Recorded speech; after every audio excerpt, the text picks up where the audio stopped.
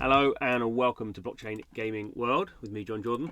So in this video, I'm going to talk a bit about Rec League. So Rec League, I'm just playing the video they've got going here. So you can see here, real-time PvP game. So this is a mech-based battler game where you can see different sorts of mechs are fighting and doing damage to each other. This is interesting because this is a NFT-based game. So you have to assemble the mechs. So they each consist of 10 NFTs, and you can you can choose your NFTs to make the parts to make the sort of mech you want, and have different obviously visual style and different attacking defensive styles as well. Then you can take your mech apart and you can add new bits, and obviously you can sell the NFT parts, buy new NFT parts, sell mech parts as well. So this is sort of interesting. Obviously it looks really cool. It's a PC, going to be originally sort of PC Mac game, be an Android version as well, maybe an iOS version, but not in the short term, I don't think.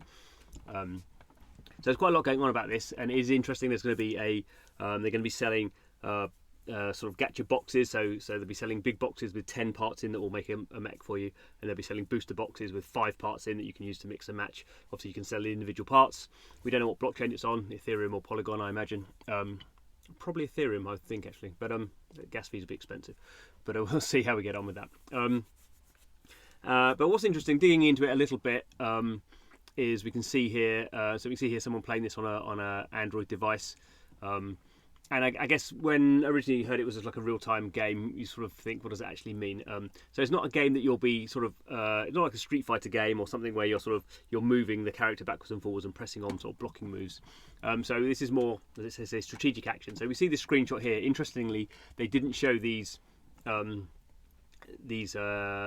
of UI, game UI in that video. So you can see here, what they're showing is this 11 is 11 energy. So different mechs will have different energy, I guess, and you use this up. So you can see here, there's different moves, and they have different.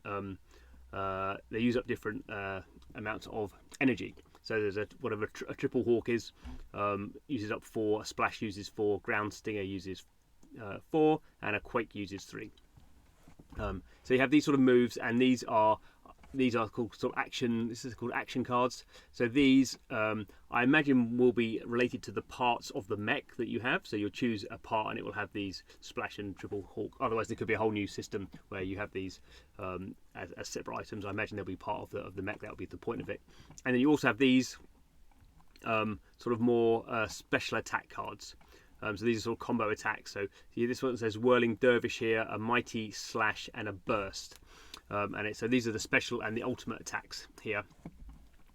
We see here also this fortified defense.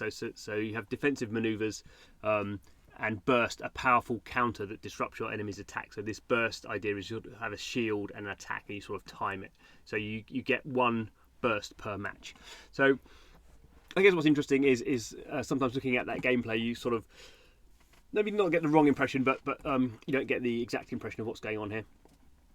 And obviously, we'll be doing, you'll be playing these. The things you'll be doing in the game is timing when to press these buttons, and using your energy in the right sort of format. So that's what's going on here. These are showing 1-on-1s. There will actually be 3-on-3s as well. So for some of the level sort of modes later on, you need 3 mechs. And obviously, one of the big points is people will be, buying NFT parts and building up different mechs, and there's different rarities of parts. So the boxes, when you buy them, the ones you buy in September, you'll buy a box. You won't know what rarity it is. The rarity will be revealed, and all the parts will be rarity. Although some of the very high end ones will have a sort of different spectrum of rarity ones. So a legendary box may have still epic and real parts in there, epic and rare parts in there as well. So it won't just be buying a legendary box will give you all legendary parts. So we're still not exactly sure how that kind of stuff plays out. But that's what's going on. There's also obviously the whole Yuga thing. I'm not going to really go into that, but people who hold Bored Apes or Mutant Apes or Kennel Clubs or Coda NFTs will be able to claim an entire NFT that won't, an entire mech that won't be able to be taken apart. So that'll be like a one-off sort of gift for you to play or sell if you want to. And then there will also be Yuga boxes. So there will be boxes of Yuga parts.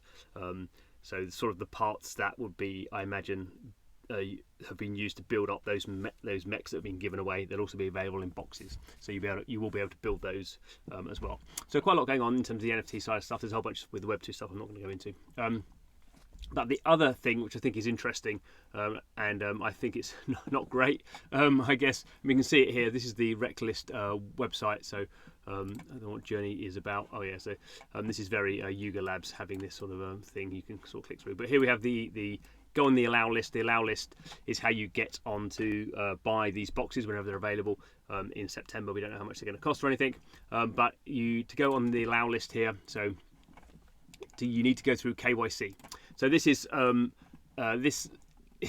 in the blockchain space that obviously sort of raises hackles because the blockchain is all about being decentralized and an idea of sort of your own sort of your own sort of independence and why should people have permission or not permission. So obviously you're not going to be able to, unless you're on the allow list, have gone through KYC, you are not going to be able to buy these crates in the initial sale. Obviously you can buy them when the thing when the crates are live on OpenSea. You don't need KYC to do that. So it's obviously a legal, you could say a legal requirement or maybe not requirement, but it's a legal issue.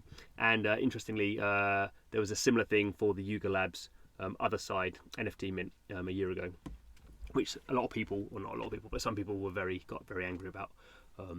And this is interesting, I guess, because I've never seen an allow list KYC for a game, I don't think. So that's sort of, this KYC is know your customer. So the idea is that companies have to know who the people are. Normally, actually, people say you don't have to do that until people are spending over $1,000. So there is a sort of slightly weird thing here that I think they're doing it where they don't have to do it, but obviously they're doing it to be careful. Animoca are based in Hong Kong, and Nway are based in the US. Although Animoca is sort of it's based in Hong Kong, but it's actually legally, I think, in Australia. So there may be some sort of national laws around that, but generally this is sort of frowned upon because obviously what you're doing here to enter the allow list is you are having to show showing it here. You're having to show ID. So you're having to show ID, either your passport or a national ID card or a driving license or something like that. And obviously that is then and that's being attached to the wallet, the Ethereum wallet that you're going to be used for the allow list. So at that point, the Ethereum wallet address could be anonymous or pseudo-anonymous, but if you're having to go through a KYC process, which is combining that with a passport, then obviously that identity and that wallet is then known. Well, you could be using someone else's passport, I suppose, but that would be, I suppose, illegal and a bit odd. So there is that sort of issue. It'd be interesting to see how many people are talking about that or not, whether it's just now seen as something that you want to do and people want to get on this allow list because they think they're going to make money by buying crates and selling them on. We will see if that happens, but I think this is.